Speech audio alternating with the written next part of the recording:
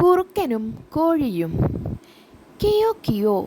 മീനുവിനു സങ്കടം തീരുന്നില്ല. അവൾക്ക് എല്ലാം ഓർമ്മയുണ്ട്. അമ്മയ്ക്കു തീരെ സുഖമില്ലായിരുന്നു. 2 ദിവസമായി പട്ടിണി കിടക്കുകയായിരുന്നു.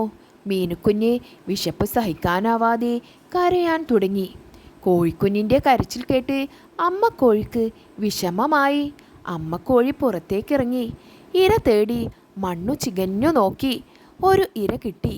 അതിനെ കൊത്തിയെടുത്ത് അമ്മ വരുന്നത് മീനു നോക്കി നിൽക്കുകയായിരുന്നു. കോമക്കുറുക്കൻ ഒളിച്ചു നിൽക്കുന്നത് പെട്ടെന്നാണ് മീനു കണ്ടത്. മീനു അമ്മക്കോഴിയോട് വിളിച്ചു പറഞ്ഞു, കോമക്കുറുക്കൻ, കോമക്കുറുക്കൻ. അമ്മക്കോഴിക്ക് തിരിഞ്ഞു നോക്കാൻ സമയം കിട്ടിയില്ല. അപ്പോഴേക്കും കോമൻ ചാടി വീണു. രക്ഷിക്കണേ, രക്ഷിക്കണേ.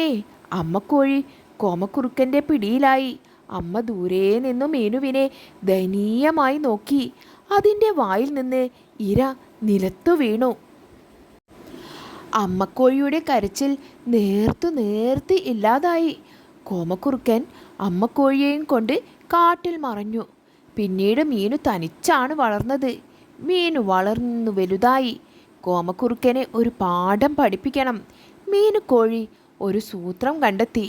ഒരു ദിവസം അവൾ കോമക്കുറുക്കൻ വരുന്ന വഴിയിൽ ഒരു വലിയ കുഴിയുണ്ടാക്കി.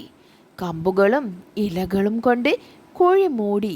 കോമൻ വരുന്നതും കാത്ത് മീനു കുഴിയുടെ മീതെ നിന്നു. കുറച്ചു കഴിഞ്ഞപ്പോൾ കോമക്കുറുക്കൻ അതുവഴി വന്നു. മീനുവിനെ കണ്ടതോടെ കോമനു സന്തോഷമായി. വായിൽ വെള്ളമൂറി. ഇന്നു മീനുവിനെ ശാപ്പിടണം. കൊതിയോടെ കോമൻ മീനുവിനെ പിടിക്കാൻ ഒറ്റ ചാട്ടം. ബ്ലും! കോമൻ കുഴിയിലേക്കു വീണു. അമളി പറ്റിയ കുറുക്കൻ കുഴിയിൽ നിന്നു നരങ്ങി. മീനു ആഹ്ലാദം കൊണ്ട് തുള്ളിച്ചാടി വീട്ടിലേക്കോടി. നടന്നതെല്ലാം കൂട്ടുകാരോട് പറഞ്ഞു. പിന്നീട് കോമക്കുറുക്കൻ്റെ ശല്യമുണ്ടായില്ല.